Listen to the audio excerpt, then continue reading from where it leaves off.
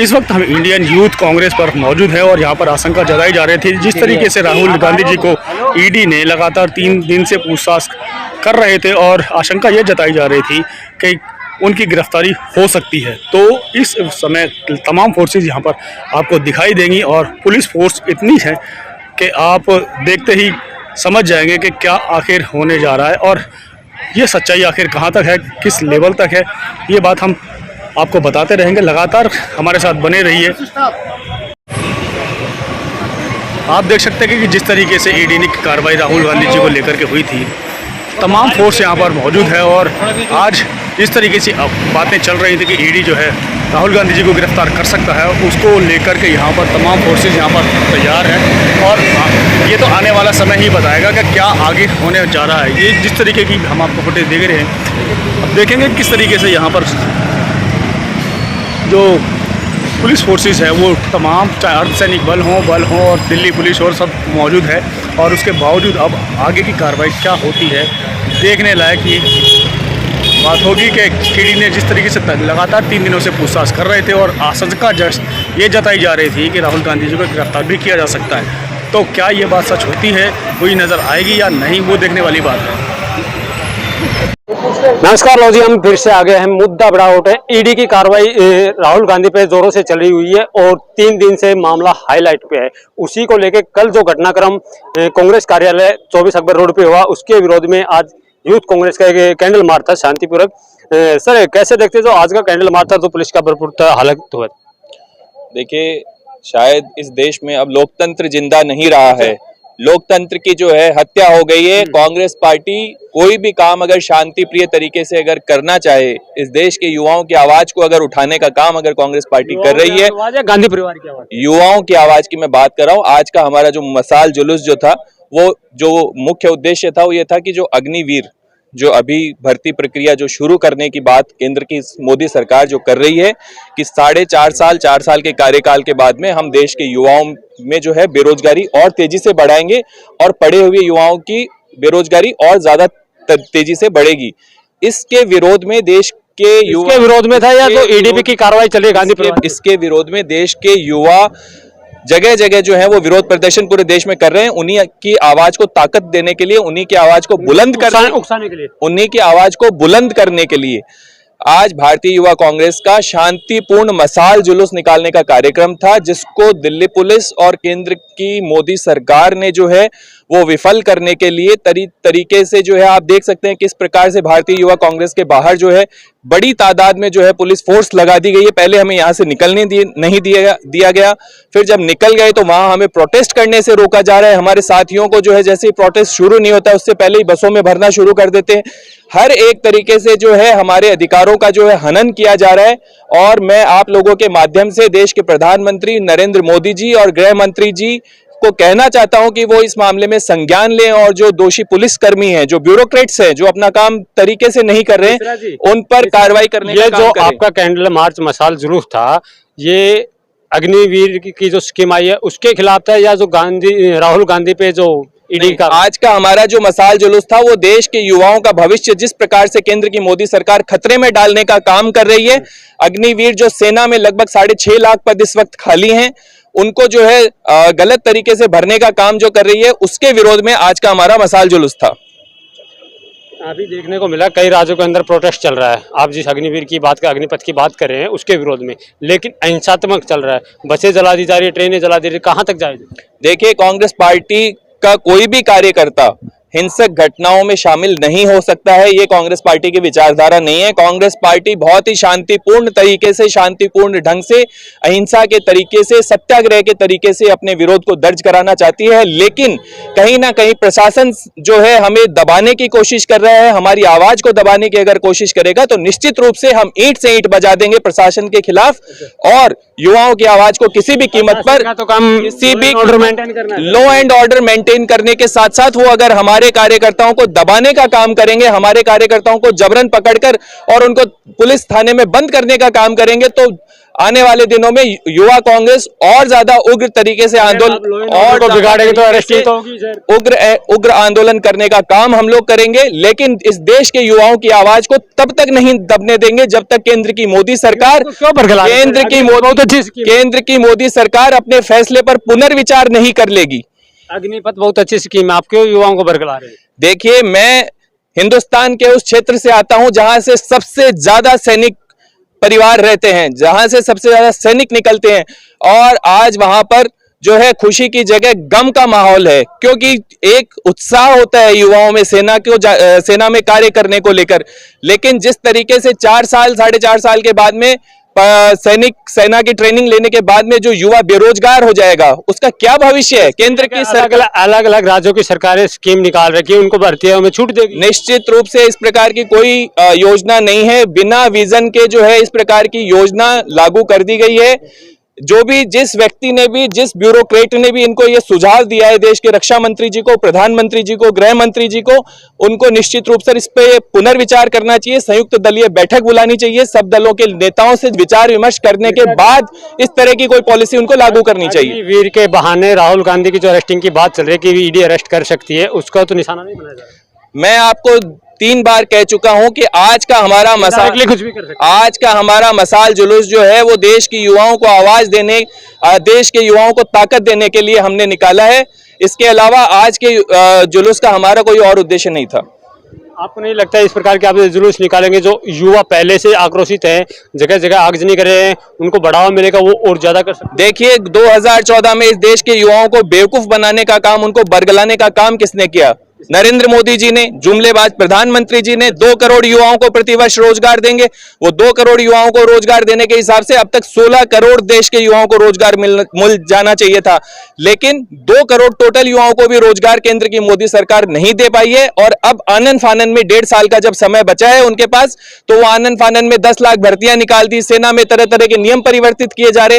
Vision less government है, जिसको कोई विजन नहीं है कि देश कैसे चलाना है, सेना में भर्तियां कैसे करनी है। जो प्रक्रिया पहले से चलती आ रही है 2 साल से, उसको स्टॉप कर रखा है, 2-2.5 साल हो गए हैं लगभग। तो बिना विजन के कोई भी देश नहीं चल सकता। बिना विजन के अगर देश को चलाएंगे तो देश का युवा उग्र होकर और 2024 में सत्ता को परिवर्तित कर देगा। सर, राजनीति में आप लोग इतने अंधे हो गए, भाजपा का इतना अंधा विरोध क्यों कर? कहा अग्निवीर स्कीम लेके आए तो आप विरोध पे उतर गए, ईडी कार्रवाई कर रही है तो आप विरोध कर रहे हैं। जब विरोध नहीं करते तो आप कहते हैं कि ठंडे हो, आप कुछ नहीं करते, जब करते हैं तो आप अंधे हो गए हो। आप हमें किसी भी तरह से जीने नहीं देना चाहते। हम जब भी आंदोलन करते हैं तब आप उसको गलत तरीके से प्रेजेंट करते हैं। आप छात्रों को बरगला रहे हैं, आपको उनको आक्रोशित कर रहे हैं। क्या देश का नौजवान समझता नहीं है? जिन माता पिताओं ने अपने बच्चों के घर में आँच आई तभी क्यों निकल गया बिल बुलाए? हमारे घर में या देश के घर में आँच आ गई, पूरे घर में आग लगी हुई है अभी। हर देश का करोड़ों परिवार, माता पिता निराश हैं। वो अपने युवाओं को पढ़ा लिखा कर कर्जा लेकर पढ़ाते हैं, उनका भविष्य अंधकार में है, रोजगार की कोई संभावनाएं नहीं है। तो ये घर में आग लगी हुई है। या आप ये मत कहिए कांग्रेस के घर में आग लगी। ईडी जांच करती है तो कौन से देश में दिक्कत आ रही है? ईडी जांच कर रही है। ईडी के नाम पर जो 2 घंटे में जो जांच संपन्न हो जानी चाहिए थी, उसमें 3-3 दिन लग गए। 11-11, 12-12 घंटे प्रतिदिन के हिसाब से जांच में लगा रहे हो। आप ऐसा क्या करना चाह रहे हो? नेशनल हेराल्ड वो पेपर, न्यूज़पेपर है जो देश की आजादी में देश के युवाओं को, क्रांतिकारियों को जागरूक करने का काम किया था। बीजेपी उसको शक की दृष्टि से देख रही है। माना कि आजादी के समय जांच कर रही है।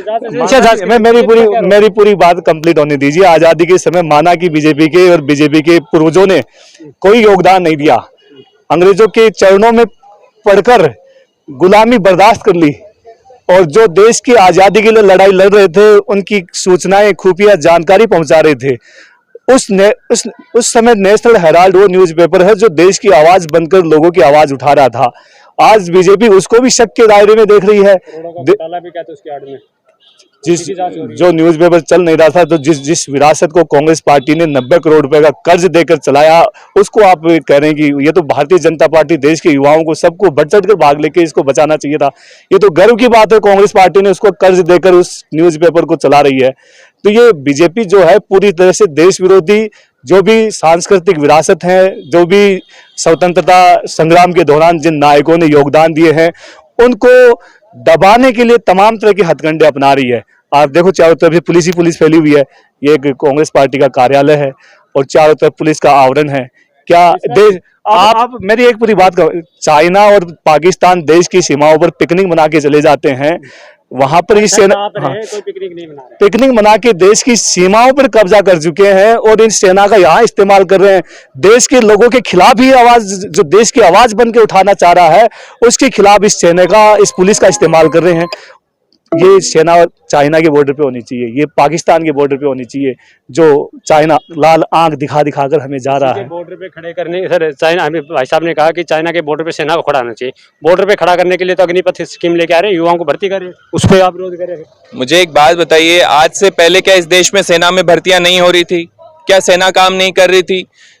ऐसी क्या आवश्यकता पड़ जाती है केंद्र की मोदी सरकार को कि हर एक चीज में परिवर्तन, हर एक चीज में परिवर्तन सिर्फ अपने निजी स्वार्थ के लिए कि हमने कुछ किया है करने के, अपने निजी स्वार्थ के लिए भाजपा के विरोध में इमरजेंसी लगा दी थी। करने के लिए केंद्र की मोदी सरकार के पास और भी बहुत सारे काम हैं, लेकिन वो करना नहीं चाहते हैं। क्योंकि उनको कुछ करना नहीं है, उनको वही काम करना है जिससे वो चुनाव के आसपास कुछ ऐसा करना चाहते हैं जिससे देश के युवाओं के सेंटिमेंट्स को के साथ वो खेल सकें। लेकिन अब इस देश का युवा संभल चुका है, समझ चुका है, वो उनके झूठे वादों में नहीं आने वाला है। आपकी सरकार ने तो देश में इमरजेंसी लगा दी थी भाजपा के खिलाफ, झूठे वादों में नहीं आने वाला है और 2024 में सरकार को सत्ता से बाहर करने का काम इस देश करेगी। युवा आपके कहने से नहीं होगी, जनता और मैं इमरजेंसी की बात पे आता हूं। देखिए, ये जीती जागती इमरजेंसी आपके सामने लगी हुई है। किस तरीके से 24 अकबर रोड हो या 5 रायसीना रोड, कांग्रेस के कार्यकर्ताओं को कार्यालय से बाहर निकलने तक नहीं दिया जा रहा है। ये क्या है? मैं पूछना चाहता हूं देश के प्रधानमंत्री जी, अमित शाह जी से, गृह मंत्री जी से, दिल्ली के पुलिस कमिश्नर साहब से कि ये क्या है? आपके पास कौन सा ऑर्डर है? कौन सा लॉ एंड ऑर्डर मेंटेन कर रहे हैं आप? कौन सा कार्यकर्ता हमारा लॉ एंड ऑर्डर बिगाड़ने का काम कर रहा है? मतलब आम आदमी सड़क पे नहीं चल सकता है क्या? कार्यकर्ता सड़क पे नहीं चल सकता? जो भी सड़क पे चल रहा है क्या वो देश में कोई विरोध खड़ा हो रहा है उससे? किस ऑर्डर के तहत आप लोग कार्रवाई कर रहे हैं? हम लोग आरटीआई फाइल कर रहे हैं बहुत जल्दी। आपको आप फाइल कीजिए, मेरा सवाल सुन लीजिए। आपको इसके बारे में जानकारी मैं दे देता हूं कि हम लोग आरटीआई फाइल कर रहे हैं। किस ऑर्डर के तहत ये लोग हमारे कार्यालय में घुस जाते हैं? हमारे कार्यालय में घुस के गुंडागर्दी कर रहे हैं। क्या गुंडागर्दी कर रहे हैं? हमारे कार्यकर्ताओं को घसीट कर ले जा रहे हैं। कहाँ का कानून है? काय का लॉ एंड ऑर्डर है ये? जो दोषी कानून बिगाड़ेंगे कार्यालय में घुस जाएंगे, आपको जो दोषी पुलिस कर्मी हैं उन पर सख्त से सख्त कार्रवाई होगी और नहीं होगी तो हम माननीय उच्च न्यायालय का भी सहारा लेंगे। आप लोगों ने तो अपनी राजनीतिक द्वेष में इमरजेंसी लगा दी थी और अगर अब एक जांच एजेंसी राहुल गांधी की जांच कर रही है तो आपको दिक्कत हो रही है। कांग्रेस ने तो सपोर्ट करी है। कांग्रेस ने कब कहा कि हमें ईडी की जांच से दिक्कत है? सड़कों पे उतर रहे हैं। सड़कों पे उतरना हमारा अधिकार है। सड़कों पर उतरना सड़कों पे उतरना हमारा अधिकार है। हम सड़कों पे इसलिए उतर रहे हैं कि केंद्र की मोदी सरकार जो है, सरकारी एजेंसियां जो है वो सरकार के दबाव में काम करना बंद करें, वो निष्पक्ष रूप से काम करें। मतलब जो भी सरकारी एजेंसी होती है, जिसकी सरकार होती है, उसकी दबाव में काम करती है। कांग्रेस ने इस प्रकार का काम कभी नहीं किया है।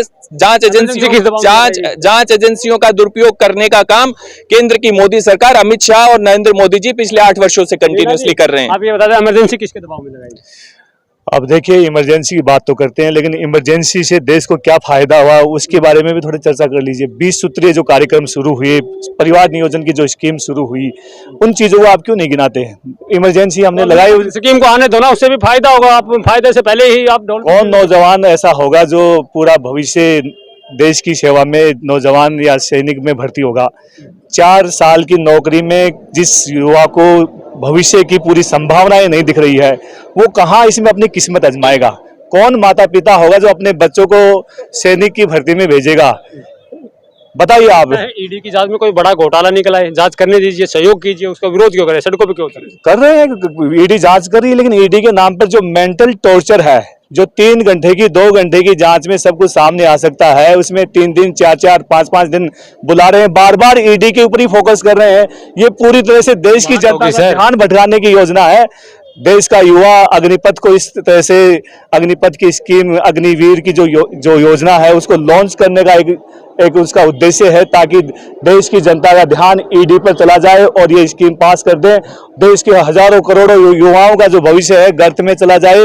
ये ईडी कोई सोची समझी साजिश है, युवाओं के भविष्य के सोची समझी साजिश है, इस ईडी की आड़ में जो अग्निवीर जो योजना है, उस योजना को जनता पर थोपना है। देश का युवा जान गया है और वो सड़कों पर है, आंदोलन कर रहा है।